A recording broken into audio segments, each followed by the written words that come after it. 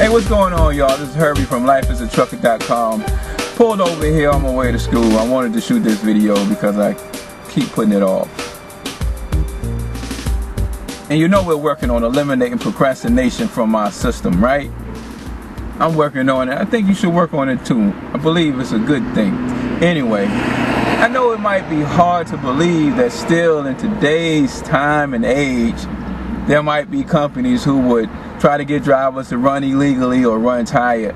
And the truth of the matter is that there are still companies out there that has dispatchers who will either straight up try to get you to run illegally or tired, or do it in a manipulative way. They won't actually come out and, you know, and put that before you, but ask you to do things that, in order for you to get it done, you will end up running illegal. There might be situations where you simply don't have enough hours in order to get to where you need to be by the appointment time.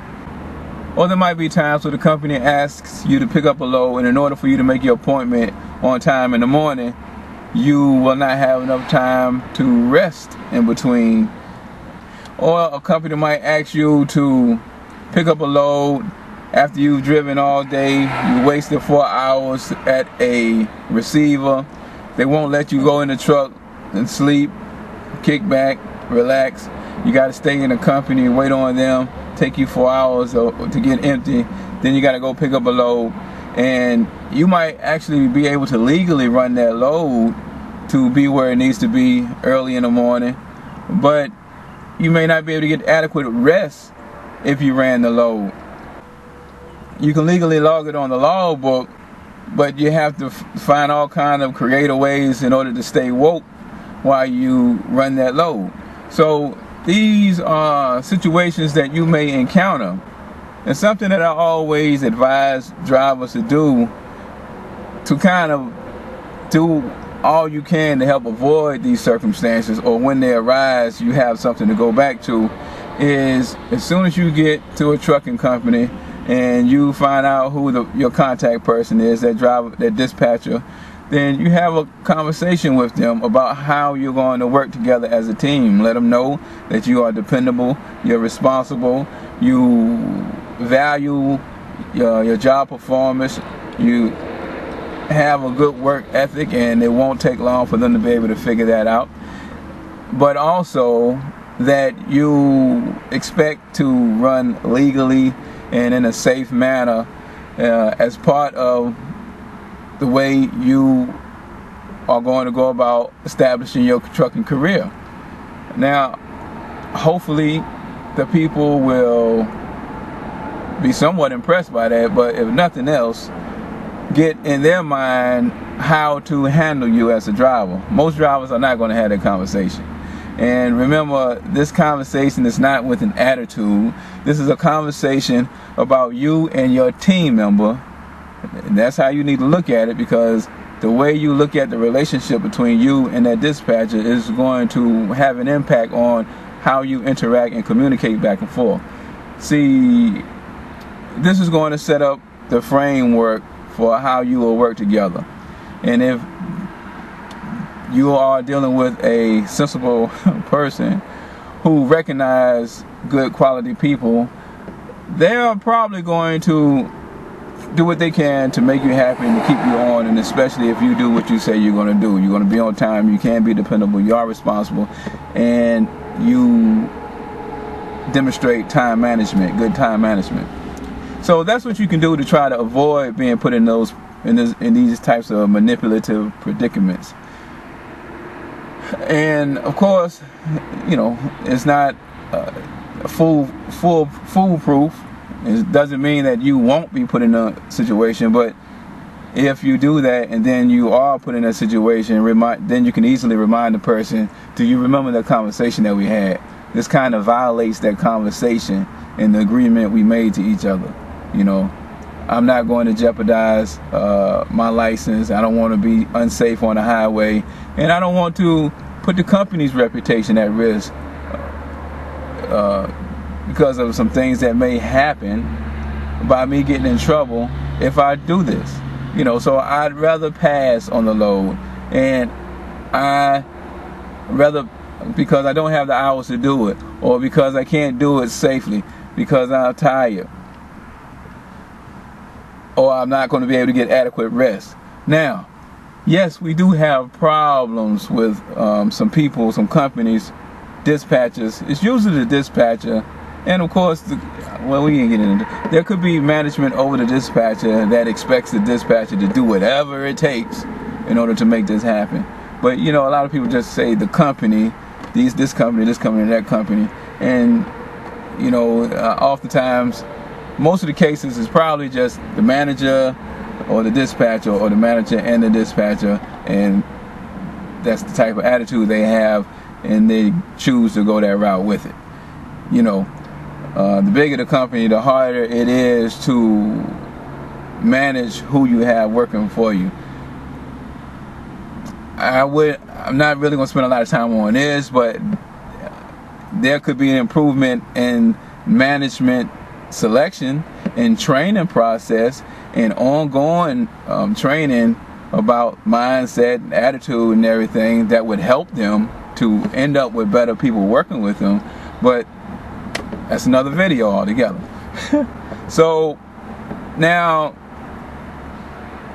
like I said, we do have these situations, but what I am not talking about is you having plenty of time to get a load to its destination, but the reason that you always are telling your dispatcher or the company representative, whatever they are called at your company, that you can't do it is because you're tired. You know, I can't deliver this load because I'm tired, because I didn't go to sleep, because I didn't get rest, because I couldn't go to sleep. You know, that's not really gonna fly.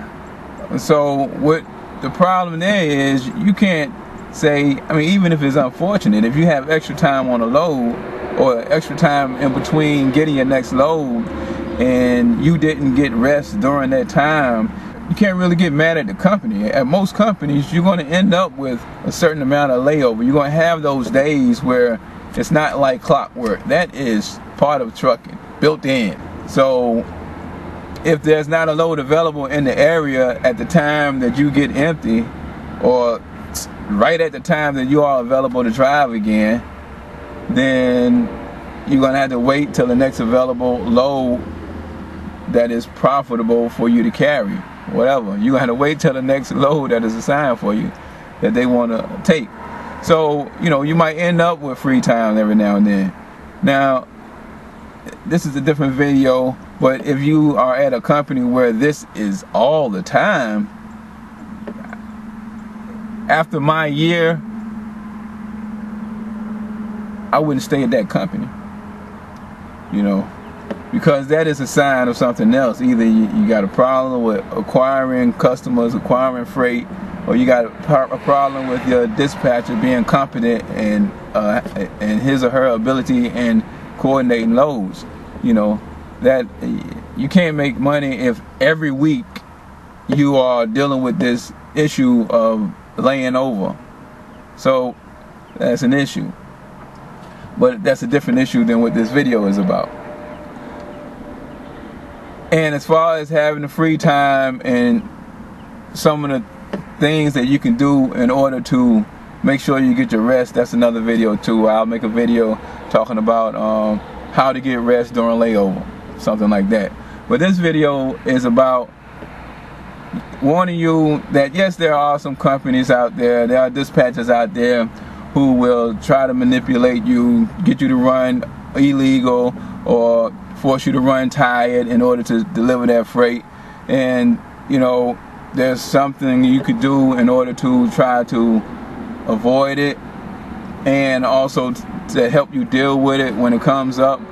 Like we said, that's talking to the people in advance, the dispatcher in advance, about what type of driver you are and what you expect, with the right attitude. That's a team member with that person, so that you can be on the same page, and hopefully that'll set you up for not ending up in that situation. And if you do end up in that situation, that will give you something to revert back to, that help you get out of that situation. And if you find that you are at a company who keeps trying to run you illegally, then, you know, remember you want to keep safety and your driver's license first in mind. So I wouldn't do it. I would document the interaction between me and the company, and one of the things that you can do is go to whistleblower.gov. If that company retaliates for you not driving illegal and for you not wanting to drive tired, or if the company has unsafe equipment that they will not fix, you know, if they retaliate against you for standing up to them, then you go to whistleblower.gov and you can report them. It must be within 30 days of the incident. But, you know, keep records and document these interactions, because that's not just something you want to let slide and deal with. It's a stressful situation. So that's why I'm making this video. Also, there might not be a link right now because, you know, I'm going to go ahead and put this up, but at some point there is a page on the website called How to Report Bad Trucking Companies. You go to that page and you'll see links to different resources where you can report these trucking companies. The camera keeps shutting off. That may be a sign that I'm going too long with this video and it's time to end it. Check y'all out later. Have a great day. Happy trucking.